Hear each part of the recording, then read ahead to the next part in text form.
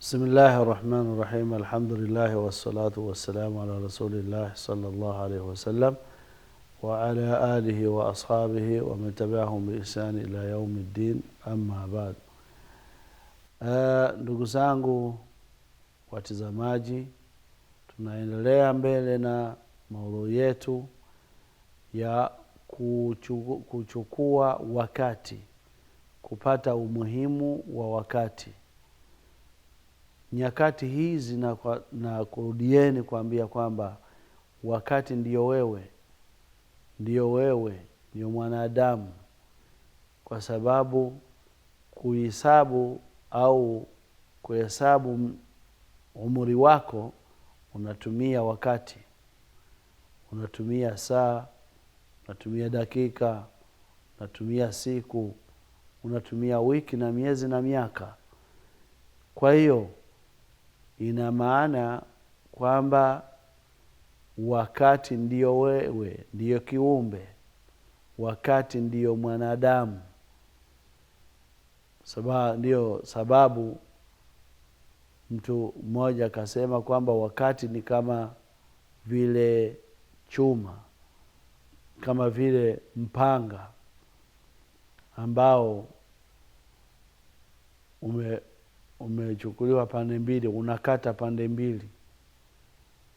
Anasema kama wewe wakati hukati au hufanyie kazi, wenyewe utakuja kukata, wewe wenyewe utakufanyia kazi. Wakati kufanyia kazi mwanadamu, wakati ambao vipi unamfanyia mwanadamu kazi, ni kuwa mwanadamu lazima atajuta kwa wakati aliouchezea. Kwa hiyo katika hadithi tumeona hayo mambo matano, tulikuwa tumefikia kwa jambo la tatu. Mtume Muhammad SAW akisema faragak kabla shughlik, wakati wa faragha, wakati ambao wewe unaona kwamba ni muda wa kupoteza, kama unavyosema kwamba tuko hapa tunapoteza muda tu, au tuko hapa tunapoteza wakati. Ndugu yangu msikilizaji, mtazamaji, ni kuwa kuchezea wakati unakuwa unajichezea mwenyewe. Wakati ni jambo kubwa sana, unapaswa uliweke kwenye fikira zako, ulifanyie kazi. Kwa sababu kuna wakati utakuwa unashughulika sana na wakati huo. Siku ya Kiyama mtu atashughulika na wakati huo, anataka urudishe, anatamani wakati urudi alioupoteza katika kuyafanya mambo ambayo hayamfai. Yuko pale anacheza vyaka, anacheza mpira, anacheza makaratasi, anacheza yeye anasema kwamba anapoteza wakati. Napoteza ni kweli, amepoteza kweli. Lakini Muislamu ambaye anamjua vizuri Mola wake, anamfikiri lazima kesho atamkuta Mola wake, hana wakati wa kupoteza. Hapaswi kuwa na wakati wa kupoteza. Lazima kila dakika, kila sekondi fanyia ndani kazi. Mtaje Mwenyezi Mungu, toa maneno mazuri, nenda kasali, mtembelee ndugu yako Muislamu, fanya jambo zuri katika wakati wowote, au kaa umtaje Mola wako. Subhanallah, alhamdulillah, la ilaha illa Allah. Haya yote maneno mazuri. Badala ya kuupoteza wakati wako, basi kakae ufanye haya, useme haya maneno.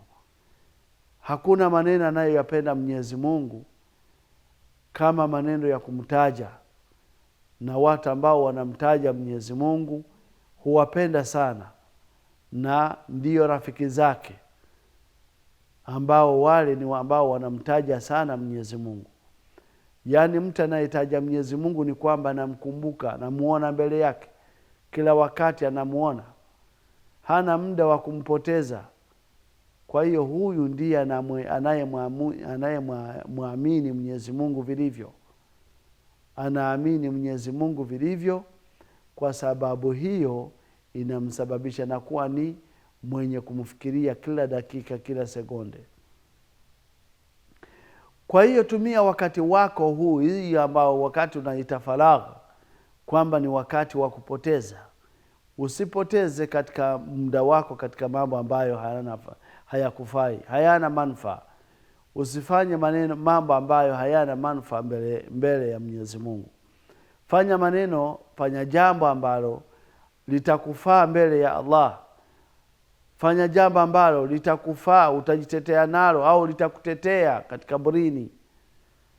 Mtu anaanza njia zake za kumfikiria, za kumfikisha kwa Mwenyezi Mungu, njia ambazo za kumfikisha katika uhai wa mwisho. Hauna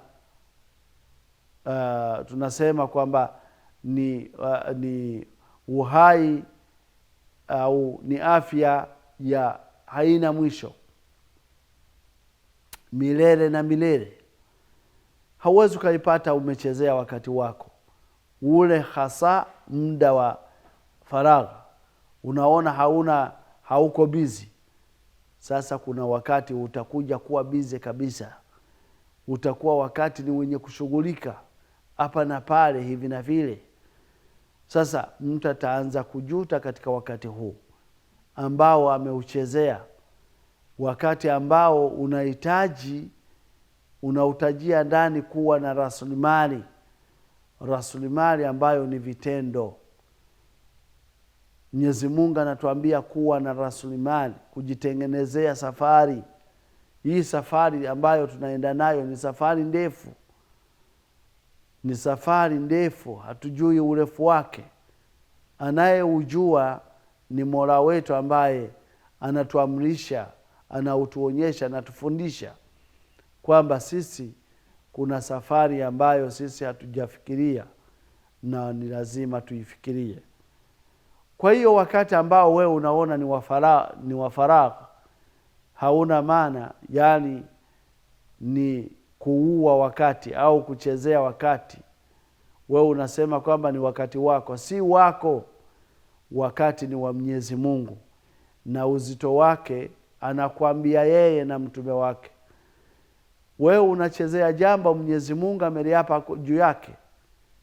Wakati popote utakapokuta Mwenyezi Mungu anaapa kwa usiku, huo ni wakati. Anaapa kwa mchana, huo ni wakati. Anaapa kwa asubuhi, huo ni wakati. Jambo lolote Mwenyezi Mungu anaapa juu lake, jua ya kwamba ni zito sana mbele ya Mwenyezi Mungu. Kwa hiyo lazima liwe zito sana mbele ya kiumbe. Mwanadamu atumie wakati huu kama chombo cha kumfikisha vizuri katika mwisho mwema. Ajue kwamba hii ni fungo amejifungia mwenyewe la kumfikisha mbele ya Mola wake akiwa anaradhi naye, akiwa anampenda mja wake. Mwenyezi Mungu hawezi kampenda mja ambaye anachezea muda wake, kwa sababu muda Mwenyezi Mungu na ufahamu kama kwamba ni rasilimali wa mwanadamu. Kwa hiyo mtu ambaye hana pesa hawezi akafanya biashara, hawezi akafanya lolote. Huwezi ukanunua au kuuza, kwa sababu wakati huu hauna, wakati unakuwa hauna. Sasa mtu kama hana wakati wa kumfurahisha mkewe, kuwafurahisha watoto zake, kufurahisha ndugu na marafiki, wazazi na wengineo, wakati huu ndio wakati mzuri wa kuwafurahisha, ndio wakati mzuri zifanya ziara kwao wazazi wako, kufanya ziara kwa marafiki na wazazi wako, ambao ni wakati wewe unaona kwamba wakati faragh, wakati wa kuchezea, ni wakati wa kufanya utakalo, la bali ni wakati wanaziona ambao wamejua kwamba uzuri wake, walikuwa hutumia sana wakati wake. Mfano yao Ibn Taymiyyah rahimahullahu ta'ala anatusimulia mwanafunzi wake ambaye ni Ibn Qayyim al-Jawzi rahimahullahu ta'ala kwamba alikuwa Sheikhul Islam Ibn Taymiyyah rahimahullah wakati anafikia, wakati anakumbuka kwamba wakati atahesabiwa juu yake, alikuwa akikaa msikitini akimtaja Mtume Muhammad sallallahu alaihi wasallam, alikuwa akimtaja Allah subhanahu wa ta'ala, akimsalia mtume, yani anafanya mambo mema kuanzia baada salati al-fajr mpaka salati dhuhuri na mkuta. Hataki kupoteza dakika, hataki kupoteza wakati wowote kwa mambo ambayo hayafai. Mwanafunzi wake anamuuliza, mambo vipi, mbona wewe umekaa msikitini huchoki? Akamwambia, mwanafunzi, jua kwamba hii ni kama vile chakula changu cha asubuhi. Nisipofanya hivi namna hii, siwezi nikapata nguvu za kufanya kazi kwa masaa mengine. Kwa hiyo kumtaja Mola wako, kufanya adhikari nzuri alizozifundisha Mtume Muhammad SAW, utakuwa umetumia wakati namna anavyopenda na namna anavyotaka Mungu Mola wetu na mtume wake Muhammad sallallahu alayhi wasallam. Kwa hiyo jambo la tatu ni wakati ambao wewe unauona kwamba ni wakati wa kuchezea. Umepata wakati ulikuwa unashughulika na mambo mengi. Kwa hiyo kuna wakati utakuja kushughulika kabisa, kushughulika kweli. Unafanya kazi hapa na pale, unafanya kazi hivi na hivi, hupati hata muda wa kusali. Kwa hiyo huyu wakati utakuwa haujautumia vizuri, haujaupa umuhimu wake. Jua kwamba na wewe unaisha huko, unateremka au unashuka katika umri wako, kama vile moto unakula kando. Sasa Mtume Muhammad sallallahu alaihi wasallam anatuelekeza namna nzuri ya kuutumia wakati. Anasema kwamba tumia ujana wako kabla uzee haujaja. Tumia afya yako kabla maradhi hayajaja. Kwa sasa nakwambia, tumia wakati wa faragha kabla hujashughulika, kwa sababu shughuli ziko mbele. Watu wamekosa mambo mema kwa sababu ya shughuli. Yani kazi za dunia zimeisha mchukua mpaka anasahau kwamba ana mama mzazi, kwamba ana baba, kwamba ana watoto. Watu wanasahau mpaka wanasahau watoto zao kwa sababu ya shughuli.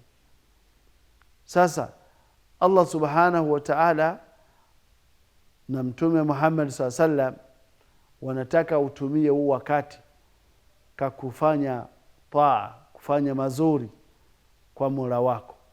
Ujue kwamba Mola wako yeye anakutafuta Mola wako yeye hana muda wa kupoteza, anataka kila wakati, kila nyakati zote, kuanzia dakika, saa, siku, wiki, uwe unaonyesha faili lako linaonyesha mambo mazuri tu, yanayoonyesha kwamba wewe unatekeleza, wewe unafikiri, wewe unajua kabisa vipi Mwenyezi Mungu anavyotaka juu yako.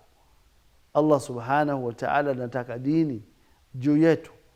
Kwa hiyo uhai huu ndio uhai ambayo ni capital au ni rasilimali ya mwanadamu. Sasa ukichezea wakati, jua kwamba umejichezea mwenyewe. Sasa na la 4, Mtume Muhammad SAW anatuambia, ghinaka, utajiri wako, kabla faqrik, kabla utakuwa fakiri, kabla hujawa mwenye kuomba. Wakati ulikuwa na pesa, wakati ulikuwa tajiri, umezifanyia kazi gani?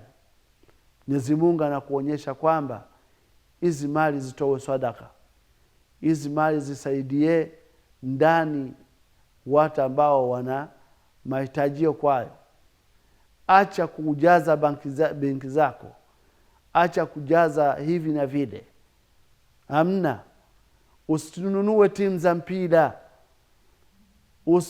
usiende kununua pombe na vinginevyo, usinunue maraya. La, tumia pesa katika njia ya kumcha Mola wako, sio lazima ya kumuasi Mola wako. Sasa pesa ni jambo kubwa sana. Mwenyezi Mungu, Mtume Muhammad SAW anakuambia, tumia pesa yako namna nzuri ya kuwa unamridhisha na unampenda Mwenyezi Mungu. Ndugu yangu msikilizaji, mpaka hapa tunamuomba Mwenyezi Mungu atupe uzuri wa haya maneno na atupe nguvu za kufanyia kazi, wa ila mtu atakuja kujuta siku hiyo. Wa barakallahu fikum wa jazakumullahu khair. Wassalamu alaykum wa rahmatullahi wa barakatuh.